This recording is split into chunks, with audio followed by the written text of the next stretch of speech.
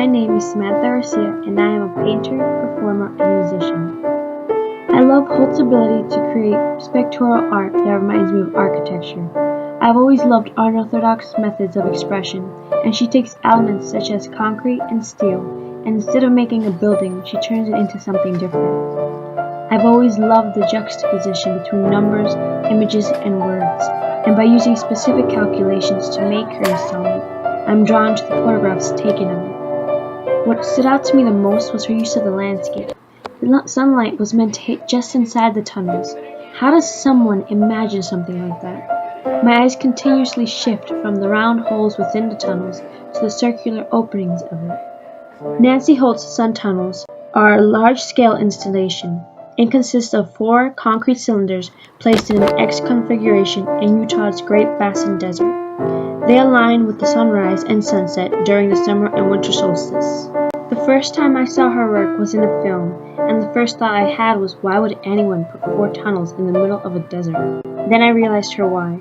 Being part of the group involved with the birth of the land art movement, like her husband Robert Smithson, to her it wasn't about the fame, the museums, the galleries, or the art collectors. She was more focused on the spiritual connotations that existed, the connection between the sky and the earth, and humanity's perception of time and place. By placing holes that represented 4 constellations inside the cylinders, Holt was able to connect the celestial bodies with the earth itself.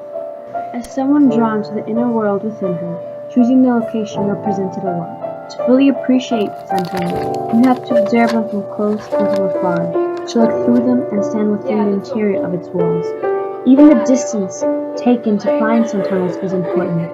How does it make you feel? Was one of the many questions she wanted you to consider.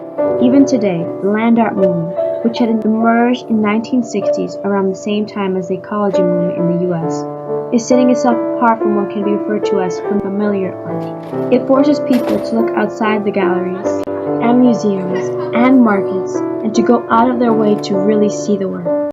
The sun tunnels are each 18 feet long and 9 feet and 3 inches in diameter. On the solstice, the tunnels are framed by the sun as the sun sets and rises in the horizon. In the top of each tunnel are holes. These take on the form of the constellations Draco, Perseus, Columba, and Capricorn. I love the simplistic form of the concrete against the neutral colored landscape. It doesn't stand out against the scenery. It blends in instead, becoming part of the whole. The rock cement in contrast to the grainy earth. From a distance, the tunnels don't appear to be so large, but from up close they are massive. An average person is around 5 feet 4 inches.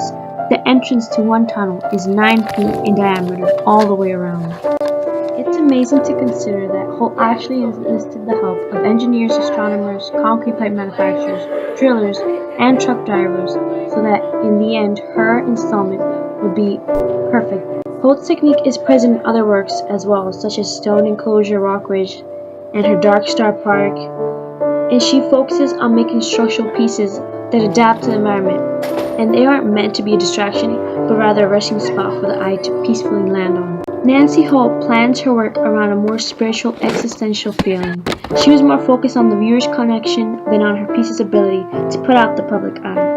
I admire her ability to combine imagination, math, and nature into a beautiful concept. As an artist, it involves a deep sense of satisfaction and joy to see that such things are possible.